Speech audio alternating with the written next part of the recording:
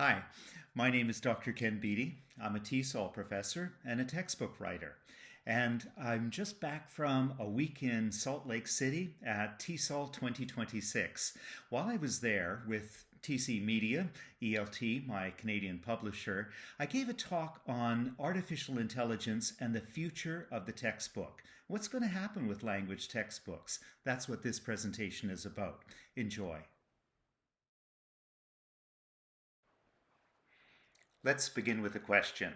In what year did you first use artificial intelligence? For many people, they're going to think, oh, well, let me see, I guess whenever ChatGPT came out a couple of years ago. But in fact, the term artificial intelligence was introduced in 1955, and the first programs using it appeared soon after. These were programs such as ELIZA. ELIZA was something where you could type in some questions or have a bit of a discussion, and the way in which it worked was simply by mirroring the statements and sentences that you asked to elicit more information. So if you said, it might start with a question and say, oh, how was your weekend? Say, oh, great, I went to the football game. Oh, what did you do at the football game? There would be questions like that. But it was artificial intelligence of a low level. Later on, computer spelling checkers appeared, and that's probably the first time when most of you would have used it. 1985. Autocorrect came in 1993 in Microsoft Word. Going a little bit further, we look at technology just in general, and we can see that historically it's always shaped language learning. I've got a little picture here of an illuminated manuscript, and that was one form of technology, and it had both benefits and disadvantages. In fact, it was replaced by the printing press, but the printing press was not as colorful and as ornate as the illuminated manuscripts. Illuminated manuscripts really came back in force in magazines. That's what we have now, and it has the same level of illustration. But innovations in technology often seep into the classroom, and in doing so, they change the nature of teaching and learning.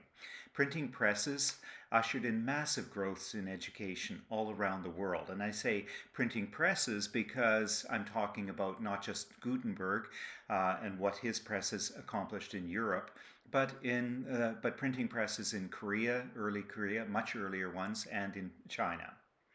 So every generation finds new ways to teach and to learn, and using some new technologies, from paper to print to illustration to color to radio, projectors, TV, all sorts of different things. They influence what goes on in the classroom. Now, this is a picture of me when I was in first year university, and this is the technology that changed my life, or seemed to be a very innovative thing for me at the time. It was a reel-to-reel tape recorder, and it was used in the language lab. Now, language labs are quite old. They were first pioneered in 1908 at the University of Grenoble in France. But modern language labs really grew in popularity in the 1950s through the 1990s, beginning mostly in North America and then spreading around the world. One of the big differences with language labs is it shifted the locus of control. By locus of control, we refer to what basically, who's in charge? Is it the student in charge, or is it the teacher in charge? With most technologies in the classroom that came before, it was really a teacher who was in charge. But suddenly, with the language lab in first year university when I was studying Spanish, I could go and go into the language lab anytime I wanted, whenever it was open. I could find a carol, study for as short a time or as long a time as I wanted. That was fantastic for me, unless, of course, the language lab was full or the language lab, was closed at that particular time. So back to locus of control, the cassette tape changed everything. All of a sudden you saw everybody walking around with a Walkman or something where they could listen to these cassette tapes with language lessons on their own, in their own time, anywhere, anytime, and any place. So this has been a shift that's continued.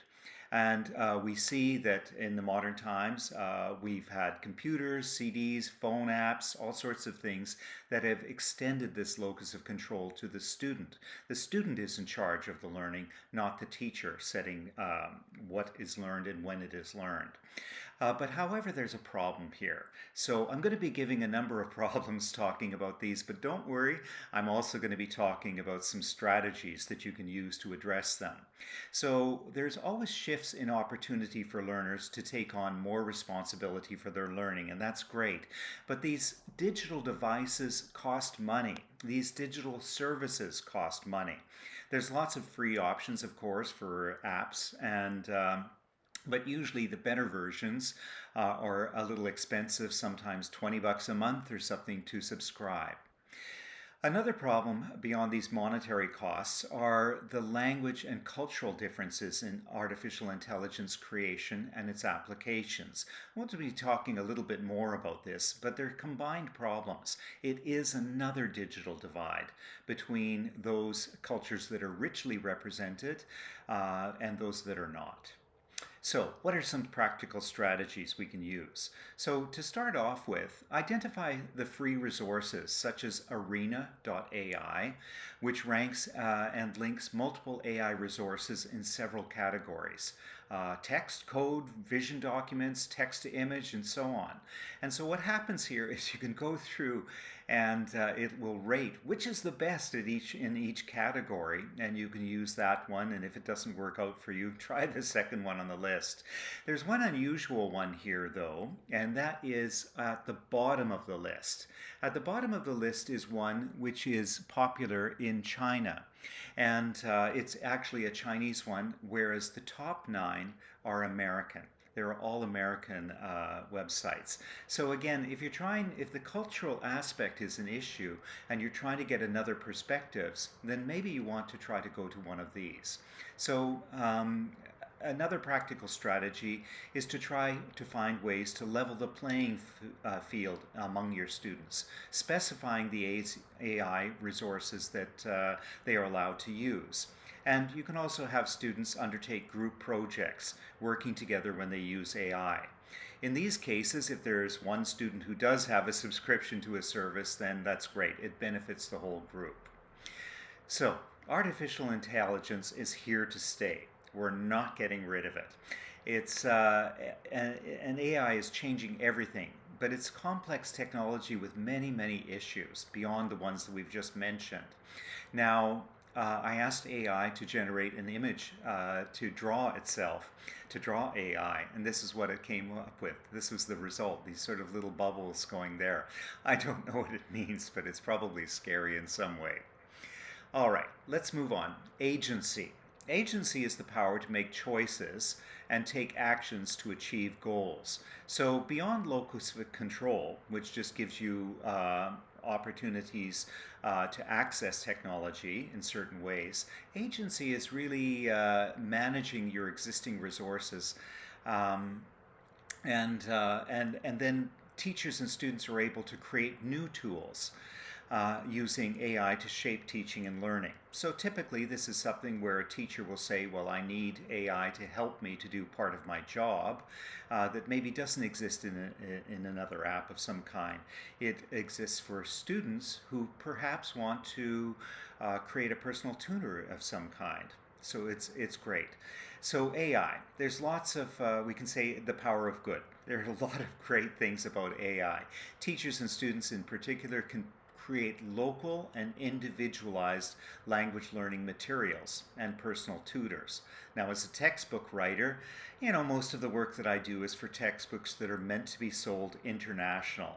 It's just purely an economic issue, as you do want your books sold worldwide. But in doing so, you can't drill down to a specific village or town in a particular country and make it really perfectly suited for them. You can't drill down to the needs of a very particular student. But I think in some ways, artificial intelligence can complement what books are doing. I'm not saying replace books, because we're far from there now. And one of the biggest reasons is what textbooks give you is a scope and sequence. A scope what should be covered, a sequence, when it should be taught, and when it should be retaught. And this is something that artificial intelligence isn't doing a great job with right now. Yes, it can generate short-term materials, but very, very difficult to generate an entire course book or entire course. So what are some practical strategies? So there are many commercial artificial intelligence tutors, but as I mentioned already, students can make their own. Some of the ones that are commercial do wonderful things. This is an example of the top 10, and it's called Teacher AI. So you can choose the very particular accent that you want and the gender of the person speaking. Then you can have conversations, and then you can have transcripts of the conversations that you're having with it, and it'll save those for you. And then in the third step, it'll share those discussions with a teacher who can give you further feedback. Well, it sounds great, but actually with existing things like ChatGPT and other AI programs, you can actually do this on your own, and you don't need to sort of, again, pay that subscription for this. So it's a new option for students. So again, what are some more problems? So AI and evil. So artificial intelligence also presents negative challenges to the teaching and learning of languages. So what kinds of problems do we have? So first of all are certain political biases and just cultural biases folded into that.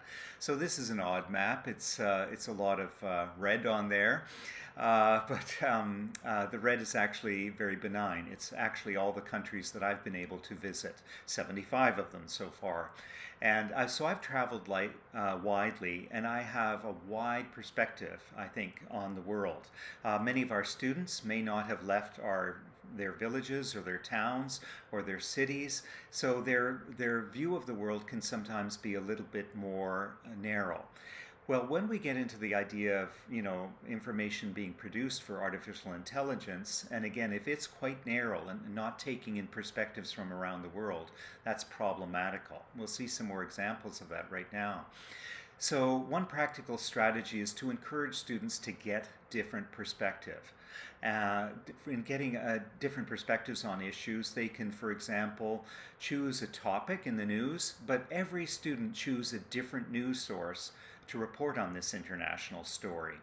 And by choosing different ones, going to, Japanese English newspapers and English newspapers published in India, and not just dealing with American or Canadian or British sources, they can start to broaden their perspective because maybe those countries have some different ideas about a news story being reported. Another problem is racism associated with geography, as well as historical biases. So first of all, starting with geography, there's something called the representation bias. Now, there's a lack of geographical diversity in images because things are often programmed in certain ways because of the data that artificial intelligence scrapes from the internet. So here's, for example, an example of a color photo of a housekeeper. And we can see from the data that's been collected here, and this is a fascinating study, there's references on the next slide, but essentially they're all presented as almost all are women, and they're all women of color.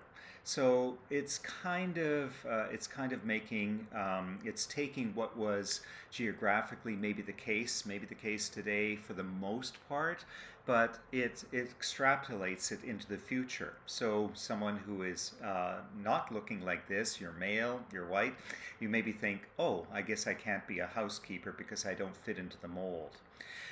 Historically, there's other biases as well. In this one, it asks for a color photo of an architect. And again, here we have other biases coming forward. They're mostly white and they're mostly male. So again, it doesn't reflect society as it is now, but it reflects what's in the popular media. So in order to change these things, we have to sort of reflect, is it right? And again, anything that excludes people who are looking at these sorts of searches, it's a little dangerous and demeaning. Practical strategies is we can ask students to take time to examine your own and your learners' and your materials biases. Do they have biases towards certain ethnic groups, towards certain people of color are presented in a certain way, people of different ages, of different genders, people of different disabilities as well. So it's something we just need to reflect on and consider. Another problem is, where is the artificial intelligence data drawn from? I mentioned this earlier with that picture of that colorful dancer. And you can see here that most of it comes from North America, Europe, China and Russia are very well presented. Australia is fairly well presented, but most parts of Africa are not, and many parts of South America are not as well. What does this tell us? It tells us that the results we're likely to give on, say, if you look up something about Africa, are going to be the perspectives of other countries, of other peoples, of other data, and it's not really going to reflect the realities of the people who actually live there. So again, it's a bit of a problem. Another big issue that we face is hallucinations. So hallucinations come in sort of 4 different categories. The first one is factual. And this one is suggesting that you use glue to stick cheese to pizzas. What? That's ridiculous and possibly poisonous, not something you want to do whatsoever. But again, in a search, this came up as a response. Why? Why did it come up as a response? Well, they traced it back, and it turned out that one 14-year-old kid was doing a joke and saying to make sure the cheese sticks to his pizza, he uses glue.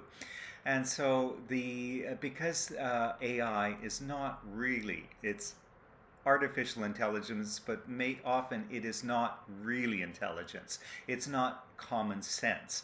So basically it's just taking what it's reading and it's repeating it. So it's not very sensible. It points to the need for humans to have far greater critical thinking skills, something we're going to come back to later. Okay, so a second problem with hallucinations are contextual issues. This is where AI starts to wander off topic. And one example is when you're discussing wedding rings, and suddenly you find AI talking about Saturn's rings. Not the same thing at all. So factual, contextual. A third kind of problem is logical. And this is a surprising one for artificial intelligence. If John has 3 apples and gives away 2, he has 5 left. No, if he gives away 2, he has 1 left. So again, it's just having difficulty processing the numbers. And a fourth type of hallucination after factual, contextual, and logical is the multimodal one. And that's where, especially in images, it presents information incorrectly. So I asked artificial intelligence program to create a classroom, a primary school classroom, and it did a number of things. Actually, this would be a great puzzle for students, just to say, what are all the problems in this classroom, or things that don't make visual sense? And there are quite a few, but I think the worst one is this child in a red sweater who's sort of truncated.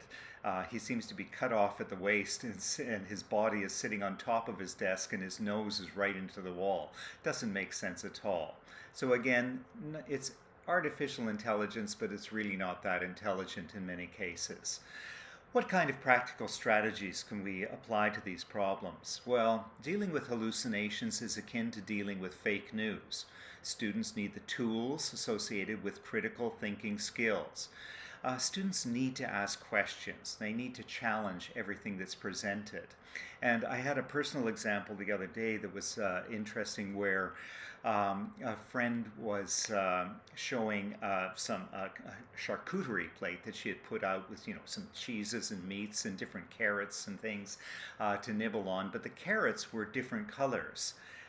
She was showing this to her daughter, but the daughter's son, 8-year-old son, looked at the picture and was horrified because he said, "Oh, it's fake news. It's not real. And the reason he said that was because the colors were different. The carrots were different colors, and he was not used to carrots coming in different colors, so he just assumed. But bonus points to him for using some critical thinking to look at images with a bit of skepticism. The other issue is plagiarism and cheating. Why do students use AI to plagiarize? Why do they try to cheat on tasks? Well, here again, there's a few different reasons. So one problem is the stakes are too high. There's too high to risk failure. And this is quite a famous picture from a few years ago of a school in India. The students are sitting a critical exam. It's a no, they cannot afford to fail this exam.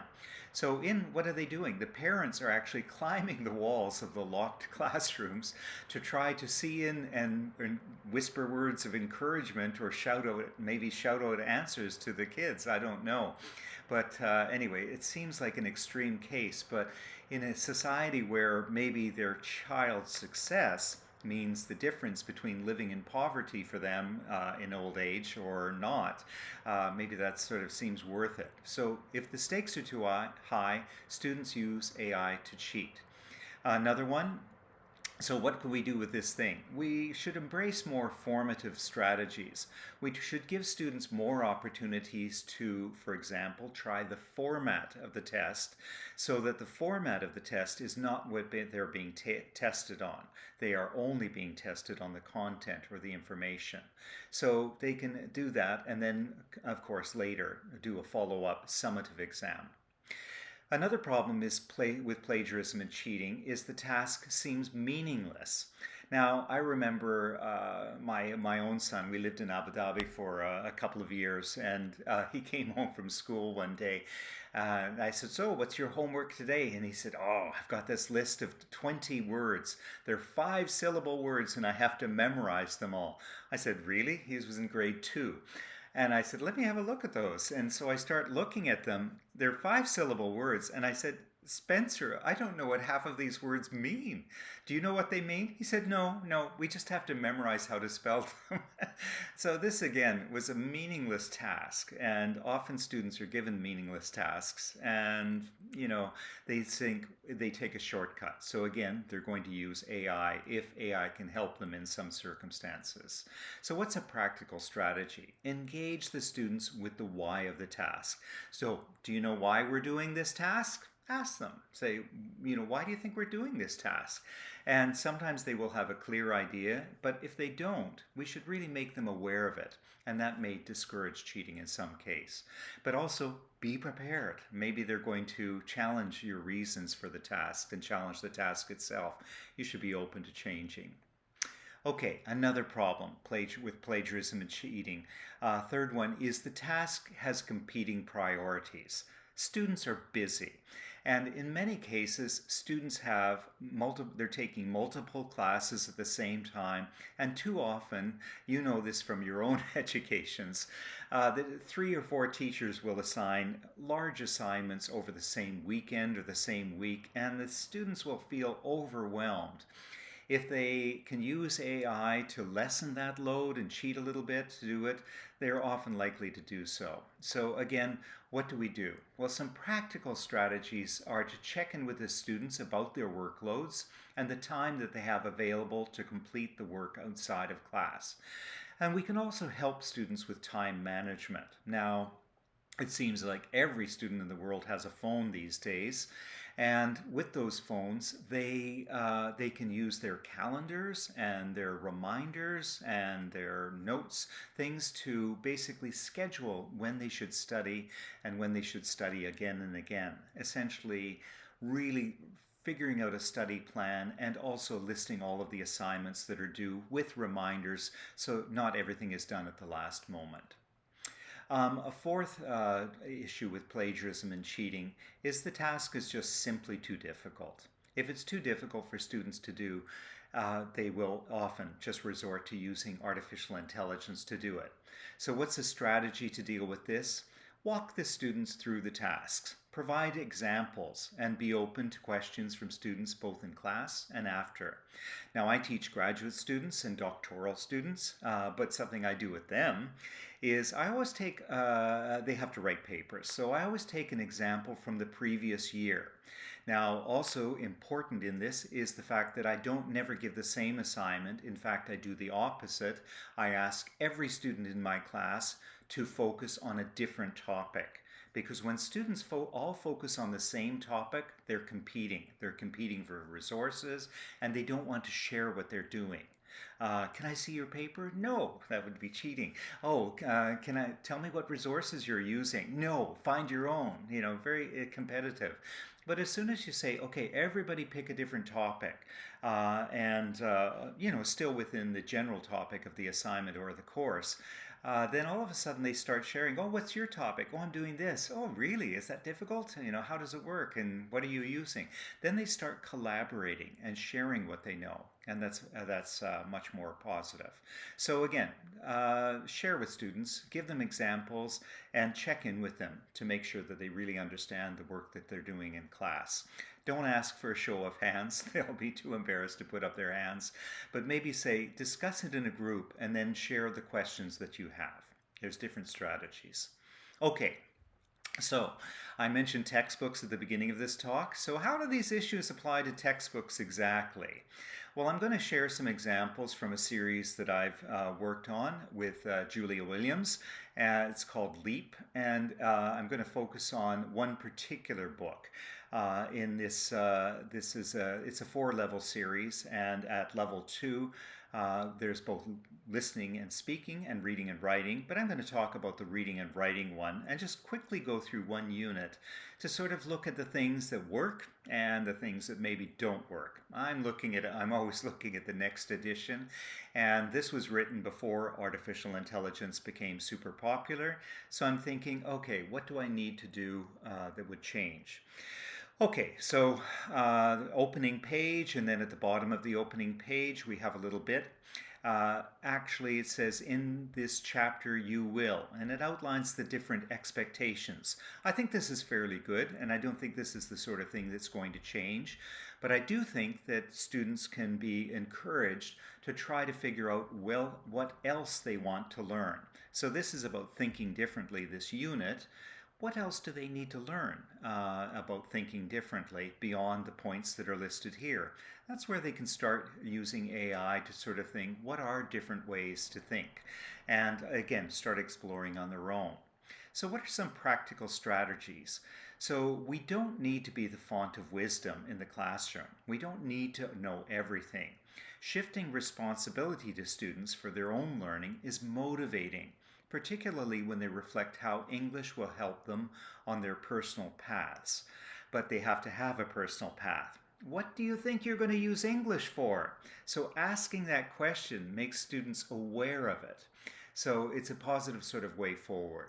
Okay, so we move on. The next section in this on this page is basically, or on the following pages, is something called gearing up. And it's something about, you know, again, just getting students interested in the topic, finding out what they know, what they don't know, and maybe what they think they know, but they're not so sure about. So solving problems is something that we all do from a very, very young age. So we're used to solving problems, but we're sometimes not aware of the steps that we take in solving problems. So this is making it visible to students. So we're trying to use critical thinking and creative thinking processes, and those emerge from when they are faced with challenges, when the students are faced with challenges. So what are some practical strategies we can use? Sometimes students already know the steps, as I say, but need them brought to the surface. Books Closed asks students the steps that they would take in solving an interesting problem. And then you can open up the textbooks and they can go through some of these very different questions. Now again, in the whole realm of artificial intelligence in the classroom, one thing I'm always going to be looking for is give personal examples. And when I do a new edition of this textbook series, that's one of the things I'm going to put into more assignments, because artificial intelligence is generic, it's general, but we want the students always to be focusing personally on how it does, and that's something artificial intelligence cannot answer.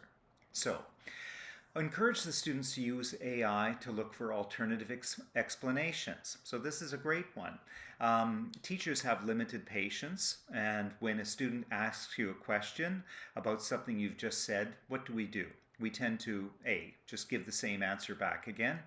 If they ask again, we paraphrase. The third time we might paraphrase it again, or might dig a little deeper, say, well, what is it you don't understand about? And then after that, teachers tend to say, well, why don't you just go look it up yourself? So again, we can do two things here. As teachers, we can always look for 3 explanations for something. Say it's a grammar point or something like that. We can say, okay, AI, find me 3 examples of how to explain the subjunctive tense to B1 students. And it'll come up with some different examples and explanations. So that's great.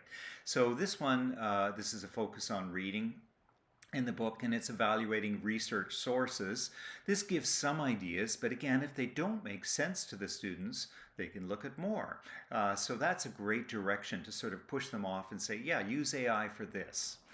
One thing is useful, extremely useful in the classroom that we can be doing more of, is debating their explanations. So they can do their research, come back with their ideas, and whether or not they've taken it from artificial intelligence, forcing them to debate brings that to the surface and brings forth their creative thinking and their critical thinking strategies. It also engages in 2 other key important things: collaboration and communication.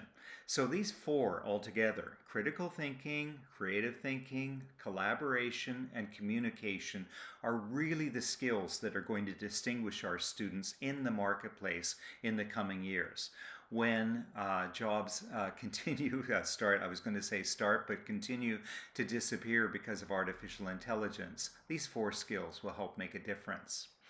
Going on through the book, there's a section here on the creatively named CRAP questions. That's currency, relevancy, authority, accuracy, and purpose. That's what really, that's really when we're looking at something, trying to evaluate whether or not a source is good. But these are actually great questions that can be used as AI prompts. So when a student finds an article or finds something, they can also go to artificial intelligence and apply the CRAP and say, is it current? Is it relevant? Is it authoritative? Is it accurate? Is it purposeful in some way for what I need? So those are all good ways to sort of proceed. So again, that's good so far. And again, I'm looking at this from a different perspective as you. I'm trying to think, okay, does this still work, this textbook? And so most of it does, I'm pleased to say. In other places, teachers can add a layer of AI, and certainly in the next edition, I'll be doing that as well. So basic skills need to be challenged and relearned. Just because students learn brainstorming, for example, this focus right here on critical thinking, just because they learned it before doesn't mean they use it efficiently or effectively. And of course, there are many, many ways to brainstorm. Traditional way of just sitting at your desk, throwing down ideas, sketching them out on paper or something. But it's not always the most efficient ways. In a classroom where you ask the students to brainstorm, the loudest and the most extroverted students are going to shout it out, but other students who are maybe more thoughtful, slower to answer, get ignored. So what's the solution? One is to ask students to write their ideas onto Post-it notes, put the Post-it notes all up on the wall, have some students go in and sort them into similar categories and try to get the ideas, and then discuss. So that's good. All right, moving on to pre-reading tasks. So it's a question. Whenever students can lean on AI for answers, ask personal examples again and consider classroom discussions and debates. So we've mentioned these two things. I'm really just reiterating. So this is a before you read question. Besides having your job threatened, what are other reasons you might object to a new innovation? Again, this is a classic one that students would just under the desk type it into their phone and come up with 10 answers. But that's not really what we need. What we need is for them to understand those answers. So that's okay. If they do use AI to find answers, they should still be able to debate and discuss it and compare and decide on the best ones or the most important ones. The next sort of general area is multiple choice, true, false, and short answer questions.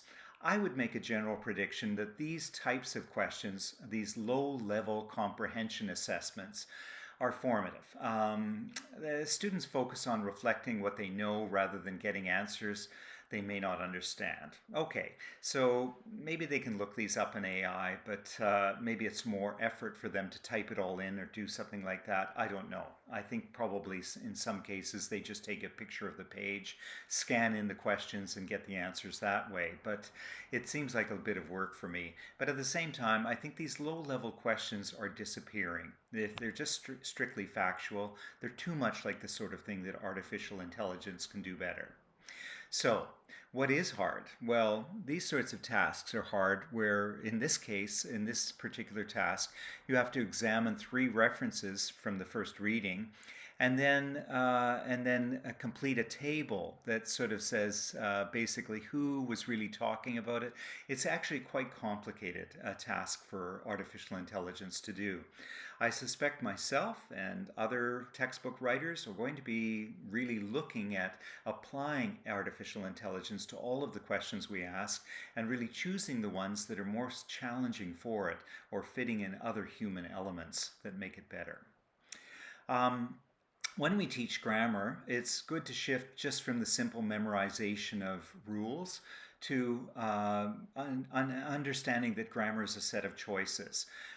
So always ask why we choose one grammatical feature over another. Why would you say? Why would you use the simple past rather than using the past continuous? Why would you say, I ate lunch as opposed to I was eating lunch? Well, I was eating lunch means that you're going to talk about something else that was going on at the same time. So asking those why questions of students is really important. And again, if they want to go back to AI and figure out some other answers, that's fine. Encourage students to experiment with AI.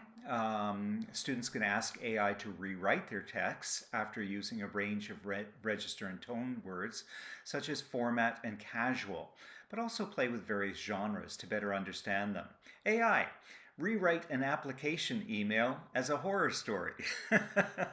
I'd like to see that.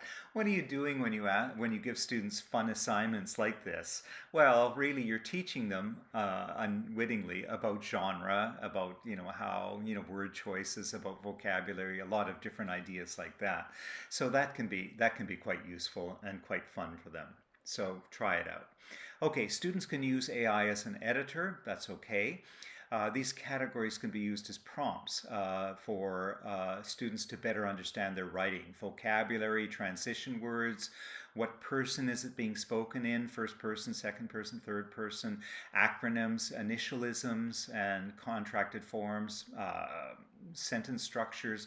All of these could be things that you could ask AI after students have written something to actually examine it in some way.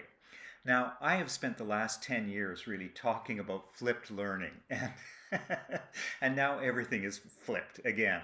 I was saying in the last 10 years, actually, go and write, your assignments outside of class. Do all the readings outside of class. Well, the readings, I think still they can do outside of class, but the writing, I think the first draft has to be done in class. And then if they want to ask AI to improve it, they can compare. Now, one of my graduate students, a Japanese speaker of English as a second language, she was struggling with her academic writing, so she wrote her essay as she normally did, but then she asked AI, academicize it. And AI very quickly went through the whole thing and rewrote the essay. And then she compared side by side the differences. It was fascinating for her. Essentially, what AI did was it took out, for example, all of the tentative language she was used to using. Her essays were full of words like I believe, I think, I feel, I suppose. All that tentative language doesn't belong in an essay where you're hoping to be persuasive and present, your opinion strongly. It also took out all of the references, the personal references. Instead of I, it said, instead of say, I think, that the students were, it said the students were, or it is felt the students were. But again, changing it to third person, it made for a much stronger essay, and she could see the types of mistakes she was making and learn from it. So she wasn't using AI to write her essay, but she was using it to edit it in an interesting way.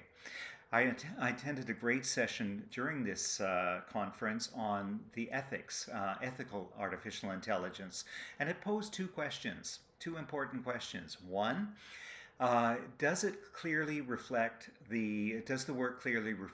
the abilities of the student? Well, if a student is using AI to write a paper or an essay, no, it's not. And the second question is, are the objectives of the course being corrupted by the use of AI? So, for example, if I'm asking students to learn how to properly cite references in their paper, then if you just ask AI to do it, then no, you're violating the objectives. So this is a good way of measuring what is permissible for students, and I encourage you to have this discussion with students and raise some examples that could work with that. Okay, moving on. Again, with any question, just talking about this. Again, these are opinion-based things from the students. We don't expect them all to completely agree. And in this task, again, the whole point is to debate afterwards, get them talking. And doing all of this, we want to constantly remind students what sets them apart from machines. And as I've already mentioned, critical and creative thinking, communication, and collaboration are where the future jobs will be.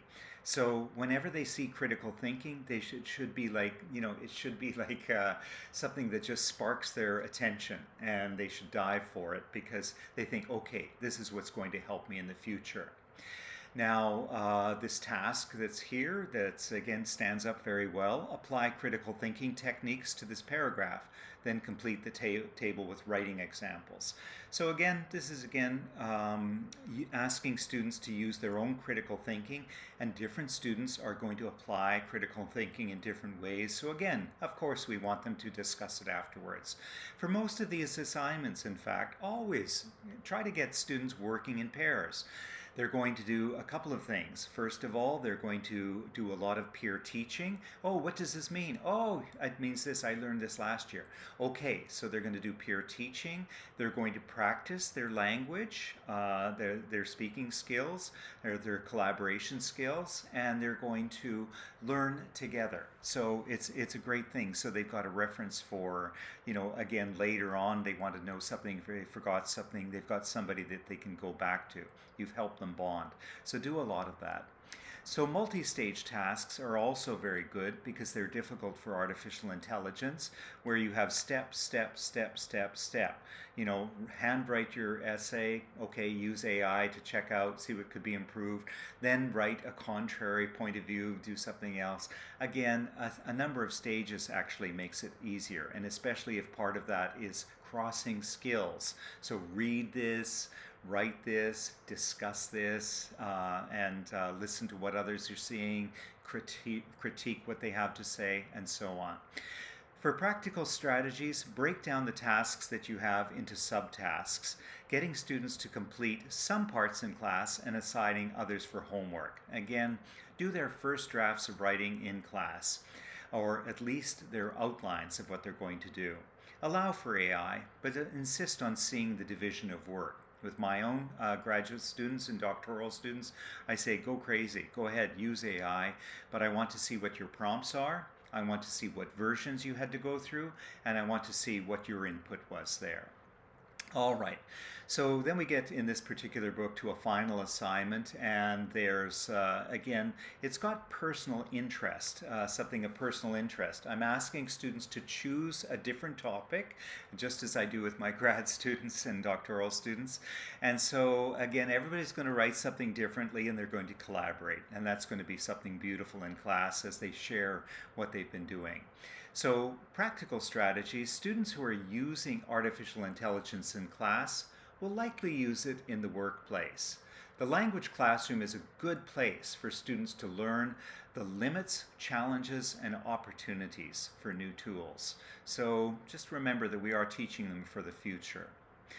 So, what students need to learn in more detail, they can learn on artificial intelligence. At the end of the unit, it comes up with this final box, very common in most textbooks. How confident are you about these things you should have been learning? Again, let the students be reflective about this, honest about this, think about what they have to do, and then shift the responsibility. Say, this would be good for you to use AI to learn more about whatever category you weren't able to say you were confident about.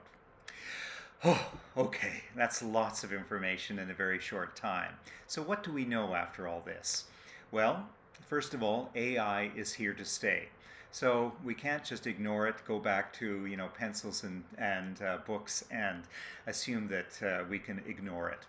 AI complements textbooks. It doesn't replace them, at least not yet. So work with your textbooks, but find ways to integrate artificial intelligence into some of the work that the students are doing. AI is not neutral, and often it's incorrect. Students need critical and creative thinking skills to examine what they're learning with artificial intelligence. And communication and collaboration are skills for most future jobs. But ethical use of AI will be, the ethical use of AI will be an additional skill.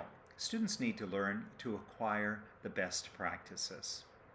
All right, okay, that brings us to the end of it. Thank you very much if you made it this far. If you have any questions, again, I'm on LinkedIn. You can contact me there. And if you have any questions at all, here's my email. So reach out, and I'd love to continue this conversation. Again, a very big thanks to TC Media, ELT, the publishers of my LEAP series, Learning English for Academic Purposes, as well as many other great books. Okay, see you soon.